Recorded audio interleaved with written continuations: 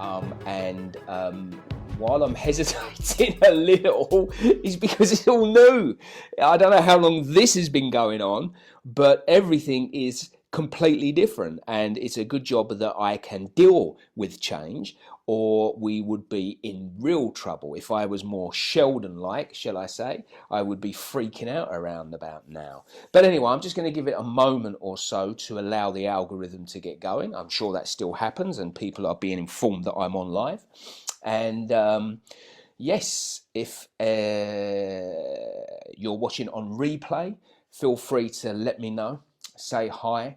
Um, Try and comment as you go, even if you're watching on replay, because it really helps the algorithm and more people will see what I think is going to be a really invaluable piece of content. We're not going to stay on very long. I just want to make it short, sharp and succinct and just bring a bit of sense if I can, a little bit of understanding if I can, and maybe a different perspective if I can to what's going on right now. So are we ready? Are we good to go?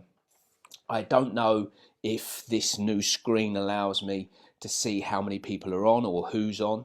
If you are on live, feel free to say hello. If you're not, then you can't. It's as simple as that. We're not going to worry too much about that. So shall we crack on? Perfect, let's crack on. So just a little bit of background. Throughout recorded history, many teachers have come and gone and given their own take on philosophy, spirituality, metaphysics, science, and so on and so forth. And they've disagreed on just about everything. But the one thing that they all seem to have in common is the thought that we become what we think about mostly. All right. So we have to take that, extrapolate that a little bit further and say that we don't see the world as it is. We see the world as we are. And now that sounds a real throwaway statement, but it's actually quite true, because we look at the world through our own lens and we color it with our perception, our narrative, our story, our belief system, our paradigms. So we don't see the world as it is, we see it as we are. So mind plays a really important part in this process. And the question I want to start with right now is, who is in control of your mind? Are you at the forefront? Are you driving, shall we say?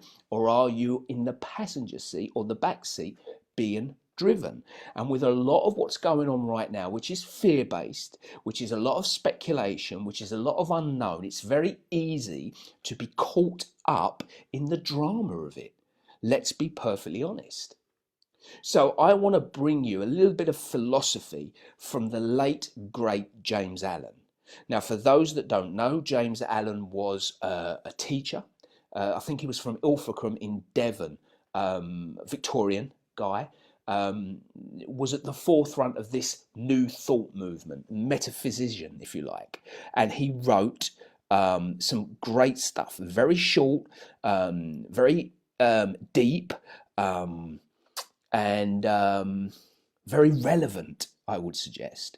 But here's the thing, a couple of things I need to point out to you. One, it's Victorian writing, so it is a little bit, look how good I am, look at me. And also it's written in the masculine, so I apologize to my female watchers and viewers and friends about what I'm about to do. But I'm just going to repeat one of his proses, one of his poems, one of his statements, if you like, verbatim. I'm not going to change it to the unisex vernacular or anything like that, so bear with me.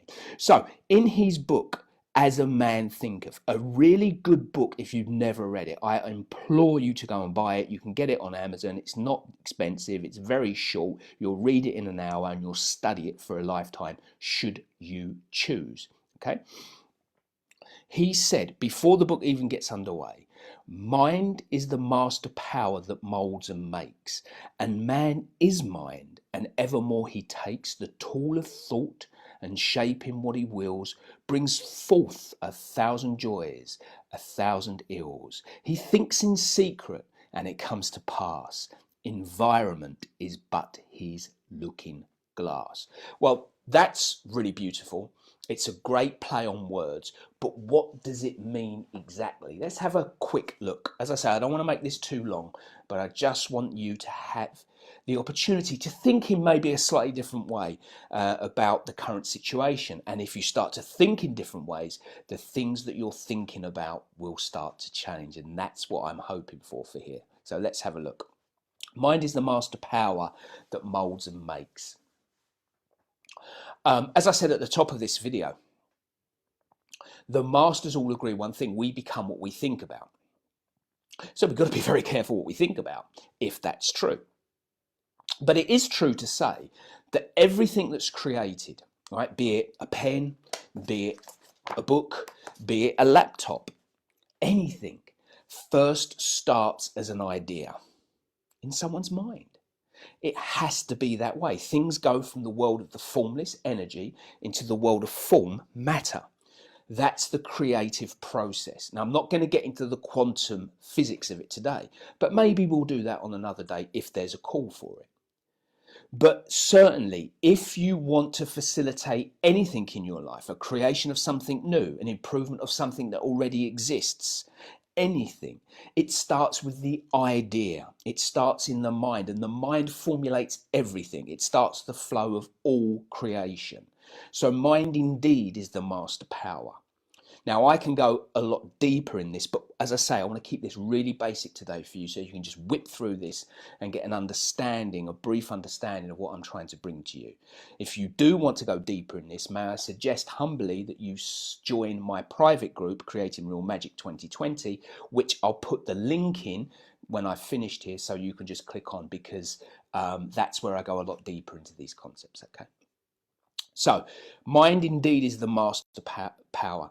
And it molds and it makes. All right, so it creates the ability for us to move in a different direction, to behave in a different direction, to take different actions and create new results. So that's the first thing to understand from this superb prose from James Allen. And man is mind, and evermore he takes the tool of thought and shape in what he wills. So we have the ability, a non-deterministic universe, to create what we want. We have a choice, and this is a really important thing I want you to understand right now. Ladies and gentlemen, you have a choice as to how you can proceed from here. You can choose to be buffeted and knocked about by the fear-mongering, by the uncertainty, by the scare tactics of nefarious media or whatever, or you can take back your own power and empower yourself to look for the positives and the opportunities to move forward successfully and set yourself up to thrive as we go forward. There's no doubt that we're heading for uncertain, choppy waters, but there's no need for us to just throw the baby out with the bathwater. We can relax, we can breathe, and we can see things for what they are. May I suggest a trip to Lao Tzu's Tao Te Ching for more inspiration on that.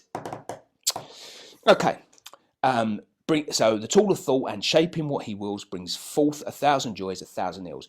You are going to create what you think about, mostly.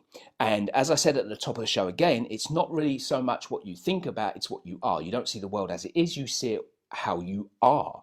So you are a representation of your thoughts. You are a representation of your ideas. You are a representation of your habits, your behaviors, your words, your relationships. Everything that's come before you in the world of the formless as a thought form is manifest into the world of reality, matter, this world, okay? And if you want to change where you're at now and the circumstances you see around you, do not focus on the circumstances as they are. Focus on the circumstances as you want them to be, and then move in that direction, ladies and gentlemen. It's not that difficult to do, okay? He thinks in secret. Yes, we think in secret because it's our mind. Although there is research out there that shows that it's a universal mind and we're all connected to it, and this is why 7 or 8 people can have the same idea at the same time. But it does come to pass. You think, and if you don't take action, the thought will go to someone else. If they don't take action, the thought will go to someone else, and eventually someone will take action and it will come to pass, because environment is but your looking glass. Okay, and what you see out there is produced, manifest, created from other people's thought forms. So there are a couple of questions I get when I present something along these lines. Let me just have a gulp of tea. I managed to get out and get a few bags of tea, which I didn't think I was going to do just yesterday. So, one question I get asked a lot, well, are you saying I have to fake it till I make it? And I want to flip that a little bit for you. If you are not living your best life, if you are not living an infinite, creative, imaginative, successful life right now, which we are all have a right to, should we choose to do so. If we're not living an abundant life, and I use the term abundant, riches in every area, then, my friends, you are already faking it, because we all have this creative power that James Allen talks of so eloquently in his book. We all have the ability to create an environment, our environment and our life as we want. We really can. Whether we choose to do or not, or we are successful to do or not, that's not what we're concerning ourselves with just yet. But as I say, we can come back to that at some point. But you do have the ability to do it. You have the same ability as a Gandhi. You have the same ability as a Martin Luther King. You have the same ability as a Steve Jobs or a Bill Gates or a Warren Buffett or an Elon Musk. Everything that powers them powers you. And the only difference is they may think in a different way. They certainly act in a different way. So you want to look at those aspects, those elements of your life. If you are not living that life right now, if you feel you are in some way not living your best life, you are already faking it, because your best life is the life you are supposed to live. It's not faking it till you make it. It's becoming what you want to see in the world. It's stepping into your true self. We allow ourselves to be conditioned by people, circumstances, situations, media, etc., which takes us away from our true self. How many of us, ladies and gentlemen, are being our authentic true self at the moment? How many of us, rather than looking out and saying, how can I serve, are looking in and saying, I'm going to buy 30 rolls of toilet paper and 15 hand sanitizers? Questions you may want to think through.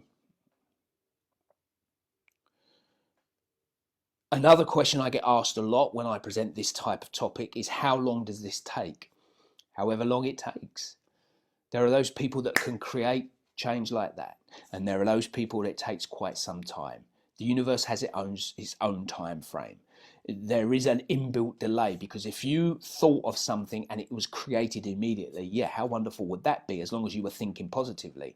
But how dreadful would it be if you were thinking negatively? So some things for you to consider, some things for you to go over. You do not have to be controlled by anyone else's opinion. You can take it on board, you can run it through your own filter, and you can decide how to respond to it. And that's the process that should happen. You should not have to go and be reactionary. As soon as you see something or hear something, boom, negative straight away.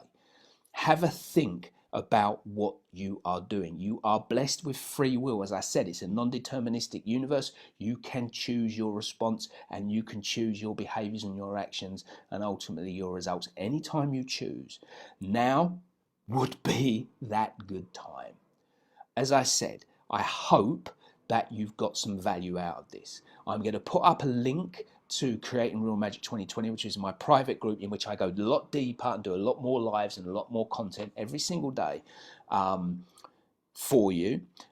Also, I'm just going to mention briefly an event that I was due to speak at on the 16th of April in London, which obviously, due to restrictions, now is not happening live in person, but it is going to happen online, and I will start to promote that very soon. And if you want to hear more of that, more of this, similar type of stuff in a format with myself and the wonderful Dr. Hader Al Hakim, who is joining me and co-hosting that, as we look at the science and spirituality of success and breaking through, then keep an eye out for that. So there you go. Louise, you're more than welcome. Thank you very much. I was completely thrown by the new screen in front of me, but I think I got through it just perfectly in the end. And if I didn't, and you didn't get any value out of it, well, then I'm sorry. But if you have got value of it, please comment, please share, please like, because it really helps me out. Peace, love and joy. Speak very soon.